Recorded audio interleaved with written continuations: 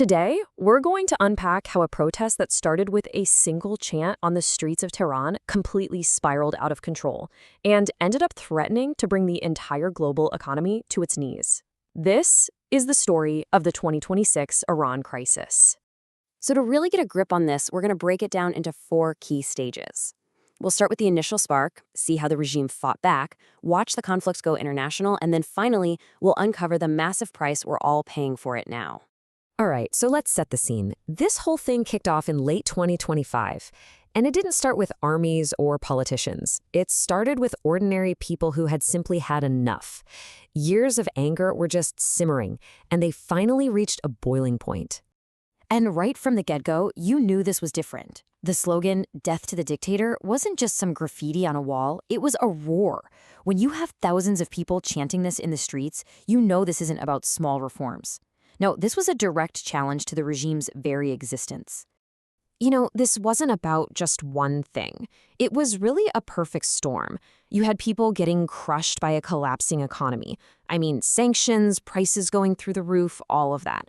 But at the same time, they were furious about the political corruption and censorship. And then you layer on top of that these deeply felt social issues. It was a recipe for explosion. And here's the crazy part. This thing spread like wildfire. It starts with some shopkeepers in Tehran on December 28th. By the next day, it's in multiple cities. And in less than 2 weeks, bam! By January 9th, you have millions of people protesting in every single one of Iran's 31 provinces. This wasn't a protest anymore. It was a full-blown nationwide uprising. So you have this massive, popular movement. But the government, well, they weren't interested in talking. Their answer wasn't reform, it was brute force. As the protests got bigger, the regime decided to crush them with absolutely overwhelming and lethal power. And the first thing they did was try to operate in total darkness. They pulled the plug on the country's internet. Think about that for a second. At the peak of the crackdown, internet connectivity dropped to just 1%. 1. It was a total digital blackout, designed to hide what they were about to do from the rest of the world.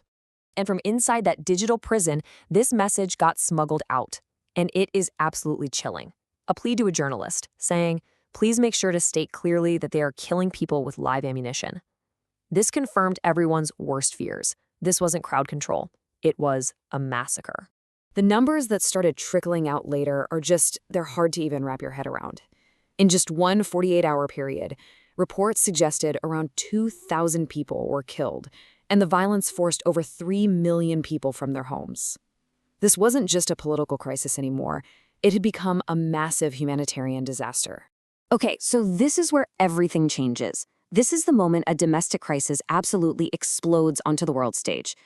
The brutality inside Iran got so extreme that it forced other countries to get involved, turning this uprising into an international war. And you might be asking yourself, how on earth do we get from street protests to foreign militaries launching airstrikes? It seems like a massive leap, right? Well, let's break down exactly how that happened. The short answer is, the crackdown got so bad, so bloody, that the world just couldn't ignore it anymore. With the humanitarian crisis spiraling out of control, the United States and Israel made the decision to intervene directly, saying they had a responsibility to stop the slaughter. And this map right here, this shows you what that intervention actually looked like. Each one of those dots, that's a US or Israeli strike between late February and mid-March. And you can see they weren't just in one place, they hit targets all across the country. The game had completely changed. This wasn't about protesters in the streets anymore. This was now a war fought from the sky. So let's just put this side by side, because the change is just night and day. On one hand, you have the original uprising, citizens versus their own government, fought on the streets with the goal of getting freedom. And on the other, you have a full-scale international war, the US and Israel against Iran, fought with missiles with the goal of destroying military targets. 2 totally different conflicts. Now, you might think this is just a regional war, right? Wrong. The ripple effects from this hit the entire globe, and they hit hard, with an economic fallout that's affecting every single one of us. So in retaliation for the airstrikes, Iran played its ace card. It did the one thing it knew would cause maximum pain. It declared the Strait of Hormuz closed. And this satellite image shows the immediate result, a gigantic traffic jam of oil tankers and cargo ships, one of the world's most critical economic arteries, suddenly clogged shut. And if you're wondering why that's such a catastrophic move, well, just look at these numbers. About 20%, a full fifth of the entire planet's daily supply of both oil and liquefied natural gas flows through that one tiny choke point. Shutting that down is like pulling the emergency brake on the global economy. The experts at the International Energy Agency, well, they didn't pull any punches. They called it, and I quote, the largest supply disruption in the history of the global oil market.